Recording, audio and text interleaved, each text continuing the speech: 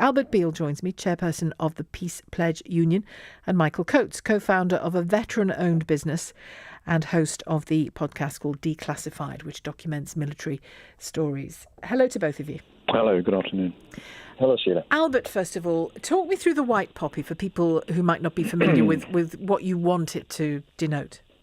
Well, white poppies have been around since the 1930s, not quite as long as the red poppies, but they they always were a reaction to the way that red poppies were used, not by everybody who wears one, but more by the military and the politicians. They were used as a way of supporting nationalist and jingoistic and militarist values. I mean, even today, the British Legion are very clear that the poppy is there to remember specifically British and Allied military dead, nobody else. And the Legion are very clear about supporting military values and supporting the institution of the military. They support military recruitment and so on. And coming at it from a pacifist point of view, when I look back at the misery and horrors of war, and I do want to remember war, but I want to learn rather different lessons. The lesson for a pacifist from the horrors of war is that when we say never again, we mean it. In other words, we are people who have renounced war unconditionally. We don't think, oh dear, isn't it awful, marching around on Remembrance Sunday with mournful looks saying, isn't it horrible what happened? And then, like the politicians do, back in our office the next day planning the next war. Okay, just before... We reject that. All right, well, before I go on to Michael Coates, can anyone ever truly renounce war?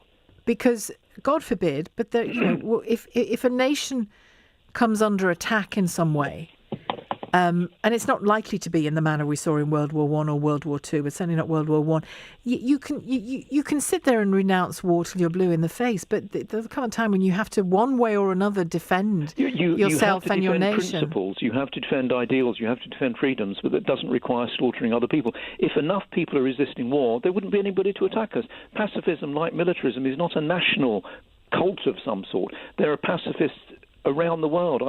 The PPU is part of an international network of war resistors with members in scores of countries who have renounced war. Many of them get locked up because they refuse to be conscripted. But they do refuse, and when enough people refuse, war can't happen. Somebody has to start saying no. Okay, Michael Coates, on the thoughts that Albert has just made, the comments Albert's just made. Yeah, look, I crossed the border from Kuwait to Iraq in 2003. I was 19, and I served twice in Iraq.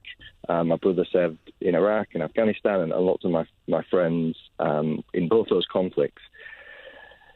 It's funny how he politicises it straight away, but for me, it's all about personal remembrance. This Iraq-Afghanistan generation, because a lot of my friends are part of this generation, it's very, very personal. It's not glorifying war, and quite the opposite, really. You know, a lot of our soldiers, male, female, whatever, have something now what's called post-traumatic growth or post-conflict growth, where they've developed and become more accepting of other people as well.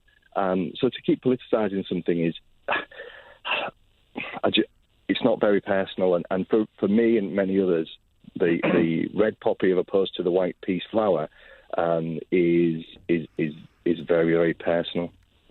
I mean, I do understand that. When people have been involved in the thick of that, of course, they feel it very personally. But I think it's not the case that the red poppy is not a political symbol of itself. It is used politically. I don't mean by everybody who wears it, who wears it to remember the suffering of friends or family or whatever.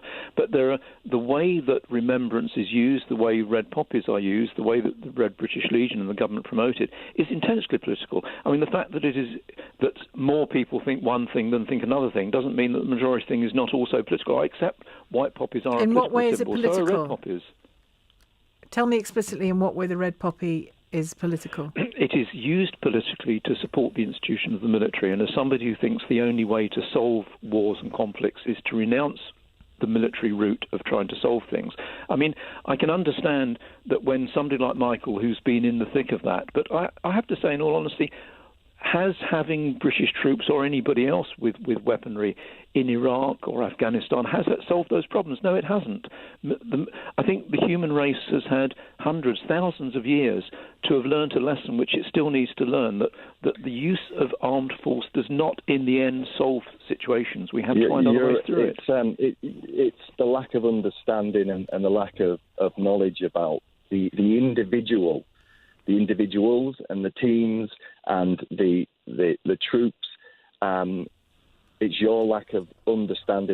keep going back to the politics of it, of the people that have served and fought and had both mental and physical injury, and sadly those people that have died, the individual that you're now looking over. I'm really glad. Excuse me. I'm really glad that you have the freedom of speech and the freedom of action to actively wear the white peace flower. I'm thrilled, because it's the actions of those that are sadly sacrificed that allow you to have that. No, I'm afraid I don't agree with that. Freedoms have been won by people asserting them, not by people killing for them.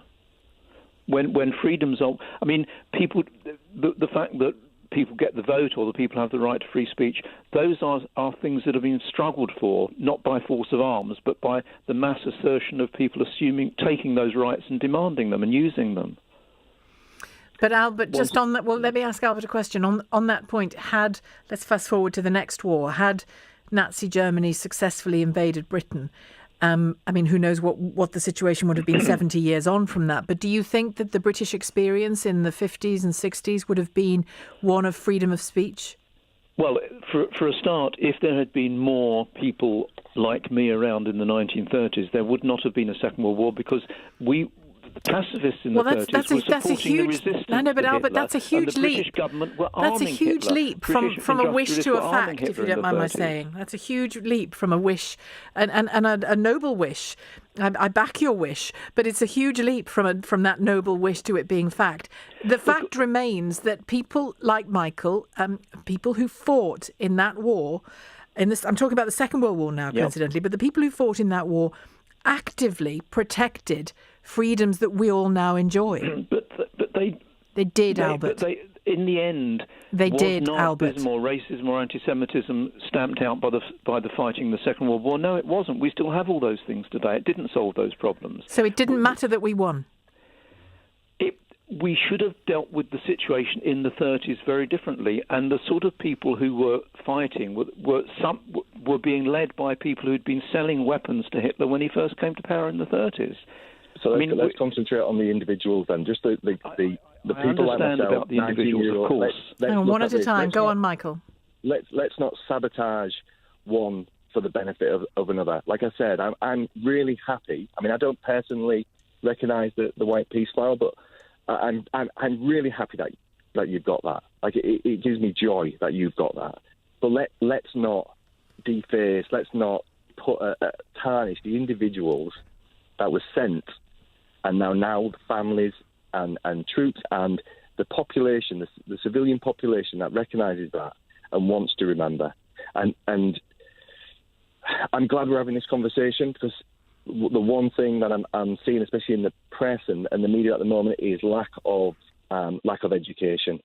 And history, thankfully, hasn't repeated itself too much, especially from the First World War. There was lessons learned, and the Second World War. We've grown because of conflict, and we have to educate, especially the next generation, so we don't make those mistakes again. Okay. And that lack of understanding is scary, so education is key. Albert, final thought from you? We do need to learn, and I want to remember, but the lesson I want to learn is not that we therefore have to arm for the next war, but we have to stop having wars. That's the only way. Somebody has to say no. We've got to start saying no, and I hope more and more people in the current generation are saying that. Thank you very much, Albert Beale, chairperson of the Peace Pledge Union, and thank you very much to Michael Coates, co-founder of a veteran-owned business, host of the Declassified podcast, if you're a podcast listener, which documents military stories.